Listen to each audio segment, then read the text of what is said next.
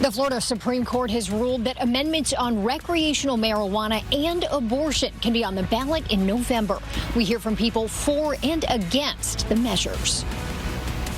The latest on the city of Orlando's efforts to try to regulate new bars and nightclubs downtown. Plus, homes, shops, offices will tell you what land is being looked at to build that kind of development. And a former Miami Dolphins star, Vontae Davis, was found dead in South Florida. What police are now saying about his death. Local, live, late-breaking. WESH 2 News on CW18 starts now. A big day today in Florida politics. The state Supreme Court is upholding a 15-week abortion ban, meaning that a 6-week ban can now take effect in 30 days. But Florida voters will have a chance to have their say when it comes to the issue. WESH 2's Haley Krumblholm is live now to explain why. Haley. So that's all because the state Supreme Court today approved 2 proposed constitutional amendments moving forward and on to the November ballot. That's despite some challenges by the state attorney general. Now, one of those measures would enshrine abortion rights in the state constitution. The other would allow those 21 and over to use recreational marijuana. Now, 60% of Florida voters would have to vote in favor of the measures in order for them to pass. Live in Orange County, Haley Krumblholm, WESH 2 News. And tonight, the chair of the state Democratic Party is reacting to the Florida Supreme Court's decision to let both proposed constitutional amendments move forward. Here is some of what she said in a video statement tonight. And for more in-depth coverage of the state Supreme Court's decisions, download the free WESH 2 News app. Be sure to turn on those push alerts so the latest information is sent straight to your phone. We're also paying close attention to our weather forecast tonight. That's right. There will be a weather impact day on Wednesday in Central Florida. First Warning Chief Meteorologist Tony Minolfi is here now with what we can expect. Hey, Tony. Yeah, again, the key there, Michelle, you're absolutely right, is Wednesday. We've got some hot weather tomorrow, but we're watching this big severe weather outbreak in the heartland of America. As that storm system heads our way, it's going to give us a risk for some severe storms, a level 1 out of 5 from this system. Many tornado watches and severe thunderstorm watches right now from Texas on into the Ohio Valley. So again, the severe weather tonight and early tomorrow is going to be in this corridor. That will then begin to shift our way as we head on into Wednesday late morning on into the afternoon. So here's 7 a.m. Wednesday morning, and there's a 10:30, 11 approaching northern Marion County. From there into Wildwood, the Villages, and Palm Coast. We get to 12, 1, and 2 o'clock right along the I-4 corridor and I-95 over towards New Smyrna Beach. And then as we get to the 4 or 5 o'clock hour, that line of showers and thunderstorms pulls south and east. So again, the big concern here for me is not tornadoes, but it's going to be wind and hail all of Central Florida under that level 1. Again, we'll continue to monitor this. We'll break this down even further when I see you coming up at 10:18. All right, Tony, thank you. Developing tonight, Governor Ron DeSantis is suspending Orlando City Commissioner Regina Hill just days after she was indicted on criminal charges. WESH 2's Summer Knowles joins us in studio tonight. Summer, the city council met for the first time since her arrest last week. They did. At that meeting today, Mayor Buddy Dyer said the allegations against Regina Hill come as a shock. And before getting to business, the mayor said that the council had just learned about Hill's suspension, so her seat would remain empty. It's now been 4 days since Hill was taken to jail, accused of taking advantage of a 96-year-old woman living in her district. Hill posted bond last week after she was indicted on multiple criminal charges, including exploitation and mortgage fraud. We're told the Florida Department of Law Enforcement actually spent nearly a year investigating Hill. State agents say Hill spent more than $100,000 from the victim's savings and used the money on personal things like a facelift, a hotel stay, and dental surgery. At a news conference in Miami today, DeSantis said the indictment is what triggered his decision. If she's convicted, then she's out for good. If she's exonerated, then she can come back. A statement from Hill says, in part, my confidence in the integrity of the legal process and faith in God is unwavering, and I'm deeply moved by the support from our community. I will wait for my day in court when I'll be able to prove my innocence and that I always acted in good faith. Now, May 21st will be the day the council will officially decide who will fill the District 5 City Commission seat. Next Monday, though, the council will hold a special meeting to begin the process of trying to find qualified candidates. We'll keep you posted. Michelle, Stu? All right, Summer, thank you. Let's take a look at the timeline of this case and how we got to today. Court documents allege that Hill met the victim in 2021, gaining power of attorney and draining the woman's bank accounts of more than $100,000. Investigators began looking into the case last year, and we first learned about it on March 19th after a judge ordered Hill to stop all contact with the victim. Hill was arrested last Thursday on charges including elder exploitation and fraud. And then today, Governor Ron DeSantis suspended her. A court hearing in the civil case was delayed Wednesday and is now set for Friday. Orlando City Commissioners also voted on two proposals today, one that means more homes, offices, and shops in Orlando with annexation. The other, as WESH News' Gail Pascal Brown reports, deals with new nightclubs and bars downtown. Take a look at this scene in Apopka on State Road 436, just east of South Hunt Club Boulevard. Seminole County Fire says two vehicles were involved in a crash, causing 10 gallons of fuel to spill. You can see the impact of these vehicles from Chopper 2 early this afternoon.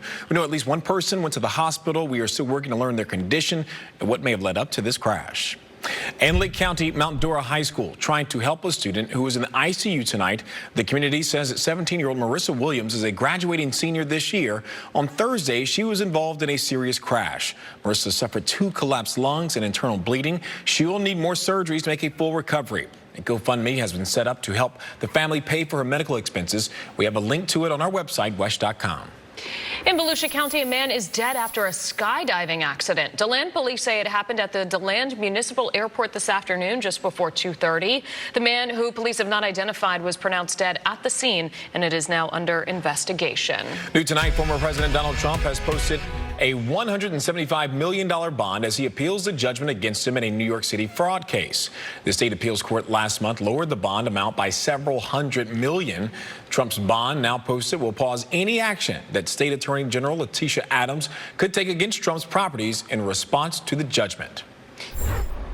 Authorities are confirming former NFL star Vontae Davis is dead. The former Miami Dolphins cornerback was found in a South Florida mansion. Davie police say that while their investigation is ongoing, it doesn't look like there was foul play. Davis retired in 2018 with the Buffalo Bills. I want to give you a live look now at Orlando International Airport. A heads up for travelers tonight. The visitor toll pass kiosks will be down for maintenance. These are located through the terminals, and the visitor passes help drivers save on tolls. The vending machines will be temporarily out of service from now until 8 o'clock tomorrow morning. Today, the city of Bunnell and Flagler County broke ground on 2 separate projects. Still to come, what's ahead and why a new road and city center will help them better serve residents. Plus, preparing for Paris, how a former college athlete is gearing up for the games by staying connected to his alma mater.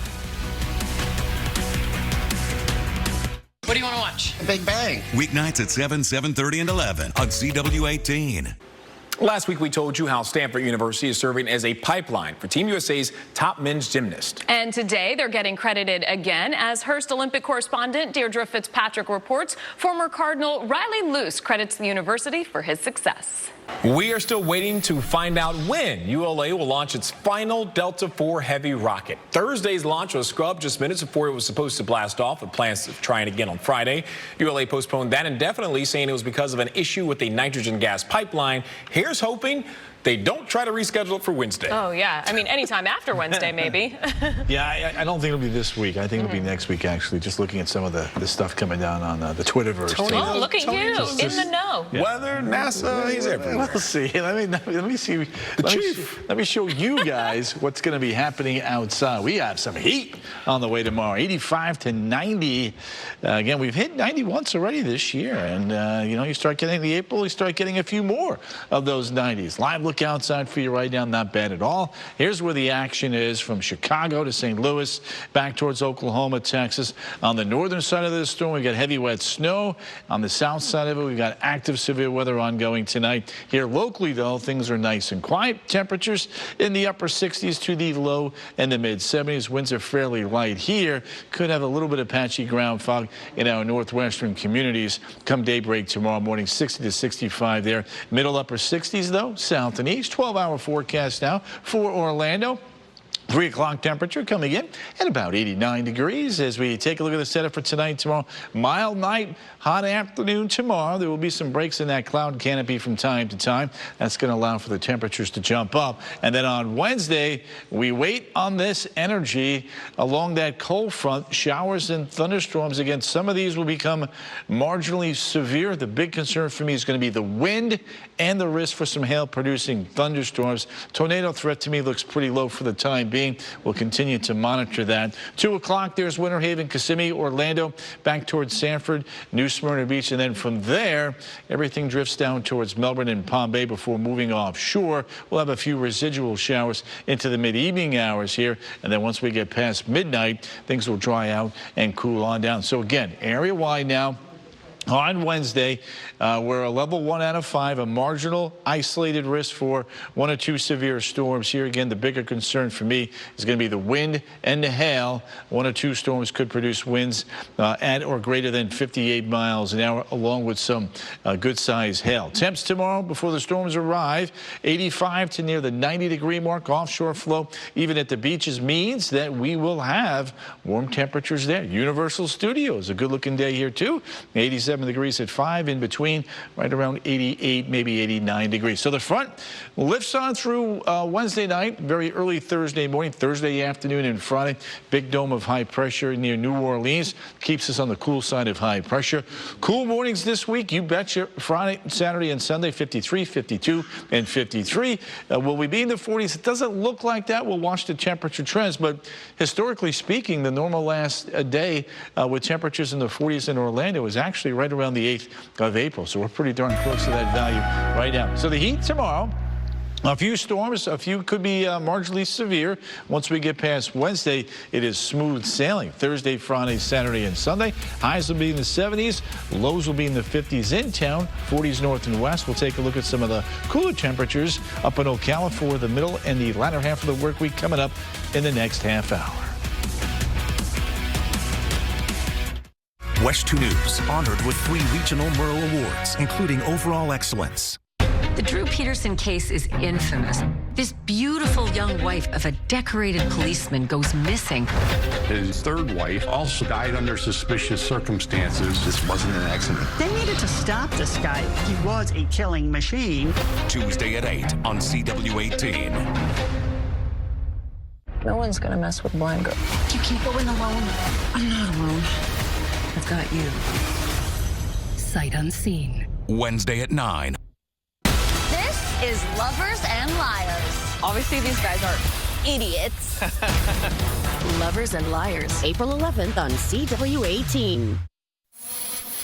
All right, there's a lot of talk about Universal Orlando and the 5 worlds coming to Epic Universe. Most recently, we learned about the attractions and entertainment and how to train your dragon, Isle of Berk. Alicia Stella from Theme Park Stop spent the last several years going over permits and documents for Epic. She says there could be more excitement in Isle of Berk that Universal has not yet revealed. We just went through a winter that was wetter and warmer than normal. Also not normal, the number of mosquitoes that were around this year. We started in January, we fogged in February, and we're continuing to fog through March. Coming up next at 10:30, the effort Seminole County Mosquito Control is taking to prevent an outbreak of dengue fever.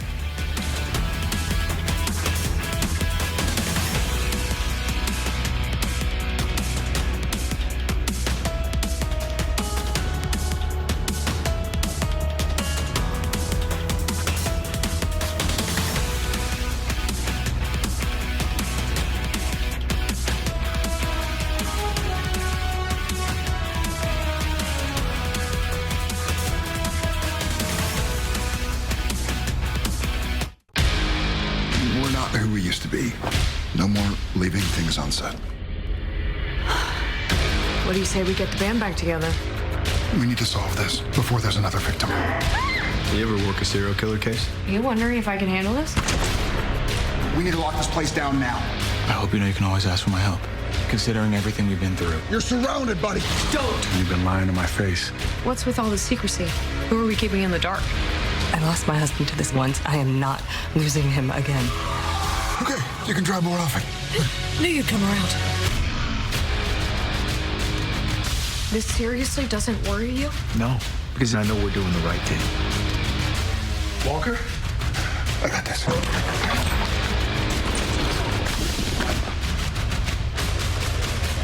Walker, Texas Ranger, you're under arrest.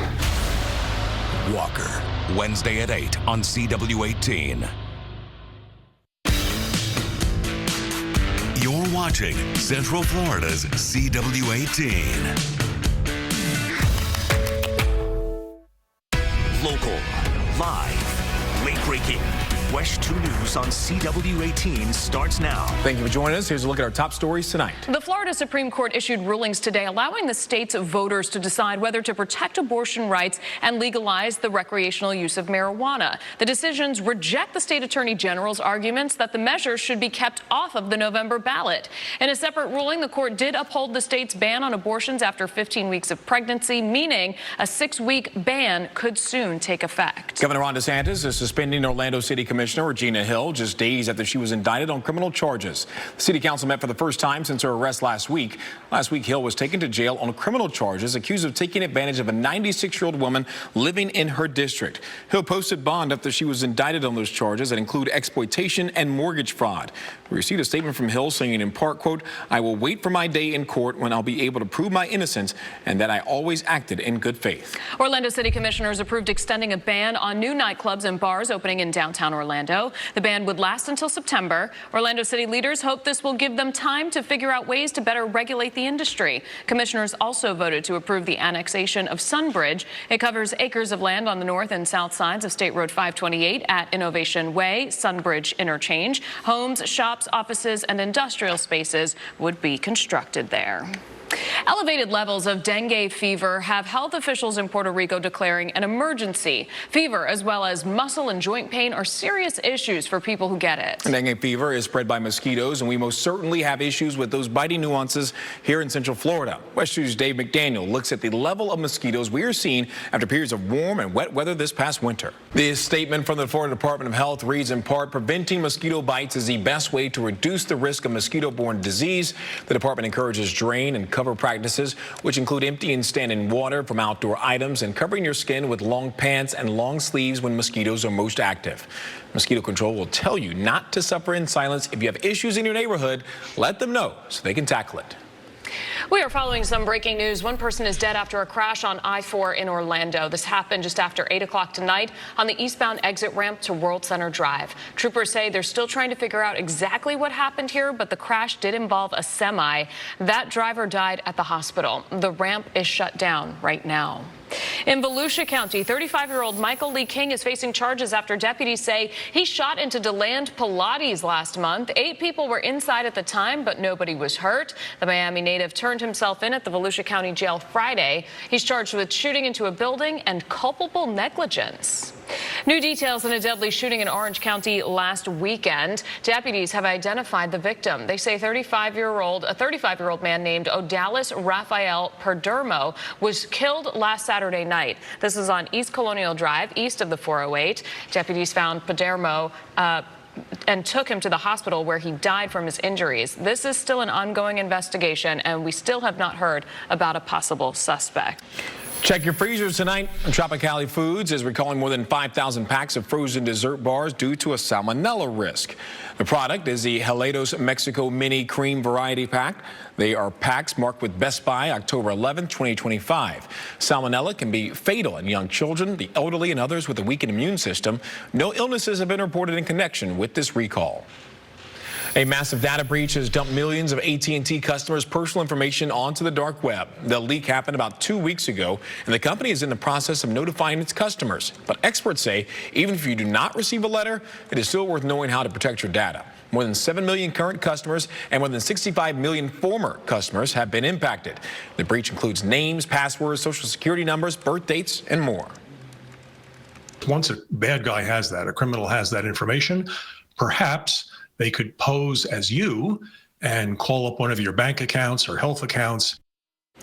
If you think that you have been hacked, first reset your password. Next, ask a credit reporting agency to put a fraud alert on your account.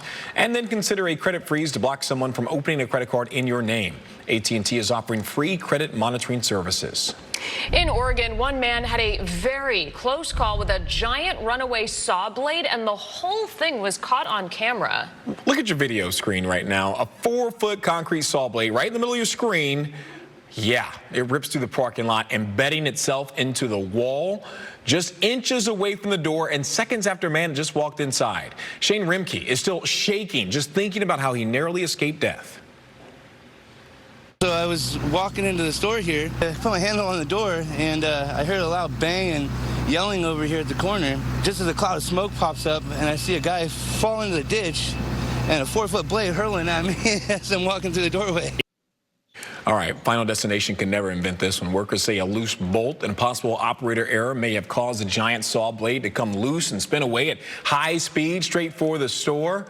The blade was embedded nearly 2 feet into the wall. The owner says it took 3 men to remove it. The contractor is off the job while the company reviews the incident. Despite his near-death experience, Rimke says he'll continue to shop at this liquor store.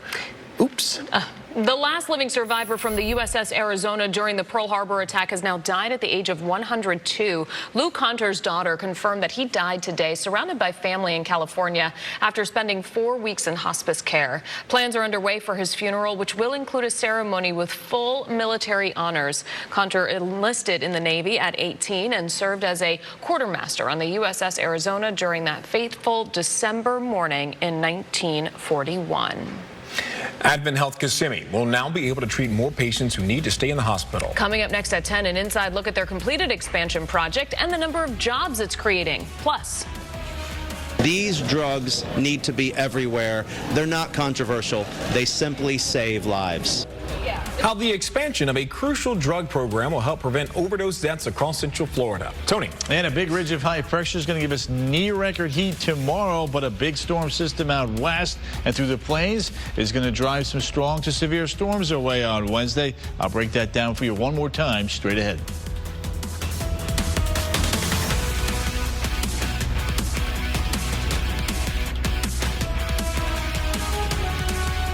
Thank you, Central Florida, for making WESH 2 News on CW18 #1 at 10. You're watching Central Florida's CW18. Supporting recovery in the workplace isn't just good for business, it's also just good.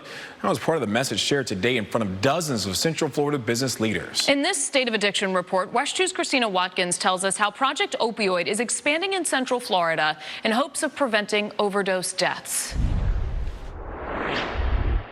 Project Opioid also announced a new mental health initiative called Breaking Through. The goal is to address some of the challenges for Gen Z and millennials. You can learn more about that and Project Opioid by going to WESH.com.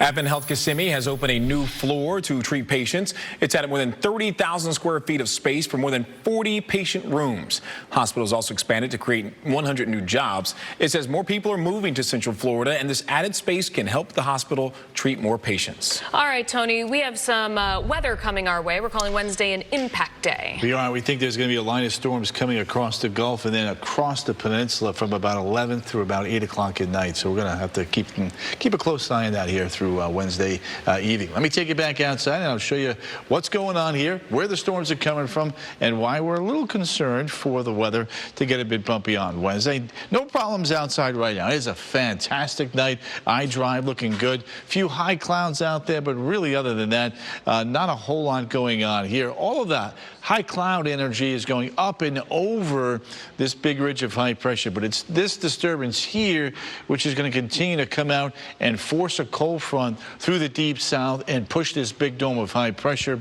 farther to the south. So tonight, tomorrow, no issues with any active weather. Temperatures will be in the upper 60s to the lower 70s. Fog tracker, there is one concern overnight tonight that for a short period of time out the door in the morning, especially in Sumter and on into Marion County, visibilities may be below 3 miles. So I do want you to check in tomorrow morning with Kellyanne to get the update on that, or rather with Eric. Let's take a look now at those temperatures. You can see low 60s up to the north, middle 60s south and east. Daytona Beach looking like this, middle 80s for temperatures in the afternoon for the spring breakers. Good news on that front. However, the water temperatures are cool, so we'll have to watch that along with that moderate rip current risk for swimmers. Please swim near those lifeguards. So tonight, tomorrow, there's your mild conditions giving way to hot weather. Yeah.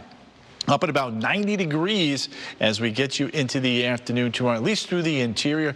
Even despite all the clouds around both Tuesday and on into Wednesday, it will be warm. Now let's take a look at Futurecast here. There's 10:30 in the morning. There's that line of showers and storms by the noon hour into the villages, approaching Palm Coast, and then by the 2 o'clock hour, right through downtown Orlando, over towards Bithlo, Waterford Lakes. There's a look at New Smyrna Beach, Oak Hill, over towards Daytona Beach, getting in on the heavier showers and thunderstorms. And then by 4 o'clock through the heart of central and southern Brevard County will be the worst weather. Now, there will be some lingering showers, and it could even be a few more evening thunderstorms, but nothing like that first line. Once we get past midnight, things will begin to quiet down. Now, Futurecast showing a nice swath of lots of dark green, so the potential is there for 1 to 3 inches of rain. European computer model's got a lot of rain as well. American GFS, though, is a little bit lighter on those rainfall amounts. Either way, with that line of storms coming on through, the two biggest concerns for me will be some hail-producing thunderstorms and gusty winds that, in a few of the storms, could exceed 58+ miles an hour. No storms tomorrow. It's all about the heat. 85 to about 90 pretty much area-wide. Pollen's high tomorrow, going down Wednesday briefly, and then Thursday and Friday behind that front, pollen shooting right back up. Let's talk about Thursday and Friday. Fronts down to the south. Gorgeous weather Thursday, Friday, on into the weekend. Comfortable, cool nights and beautiful afternoons. Look at Ocala, 3-day stretch here. Friday, Saturday, and Sunday, middle to the upper 40s. As we take a look at that weekend setup here, big dome of high pressure is north and west. When you're on the eastern side of high pressure, you're on the cooler side of high pressure. 76, 78, respectively. Gorgeous weekend weather. Let's put it all together here for you. Tuesday's your hot day. Wednesday's your bumpy day. Again, yellow impact icon. Make sure you have alternate plans with, again, the weather moving on in. Thursday, Friday, Saturday, and Sunday. Holding in the 70s by day. Low 50s in town, 40s north and west. With March Madness here now and the NBA playoffs on the horizon, it's a fantastic time to be a Hoops fan. All right, so the men's Final Four is set, but the ladies are finalizing theirs tonight. Yeah, we got a barn burner going on right now, USC and UConn. A couple great games, actually. Wait till you see what Caitlin Clark did. Plus, NC State, they are the Cinderella on the men's side of the bracket tonight. We'll tell you how they did it. Plus, downtown, the Magic wrapping up their nearly 3-week-long homestand. They were hosting a bad Blazers team tonight. They learned a lesson. Yeah, Orlando learned a lesson. Details next. Download the free WESH 2 News app today. What are we going to do tonight? I know a place. The CW18 Late Night Comedy Club. I think this is the place. Tonight, starting at 11. Brought to you by Hudson's Furniture. Now, WESH 2 Sports on CW18. Sponsored by attorney Dan Newland. Hello, everybody. I'm Darren Stoltzfus. The Orlando Magic wrapping up their 8-game homestand tonight against the Portland Trail Blazers. Orlando coming off a thrashing of the Grizzlies Saturday night, while the Blazers, they lost by 60 in Miami last time out.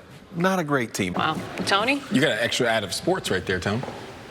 First no-hitter of the night. Yeah, the Astros. Saw that. Earliest in Major League history to start a season, by the way. It is, I guess, very early. Thursday, Friday. And he didn't even play the Mets. Tony knew. Yeah. Well, we're 0-4 anyway. Which would have been an easy team to do. 65. You guys won. Yeah, Braves won. 65, 89. Looking good there tomorrow morning. Let's stop the presses. The game's over. Remember, you can wake up with WESH. Our Sunrise Crew starts at 4:30 a.m. with overnight news, first warning weather, and, of course, your traffic.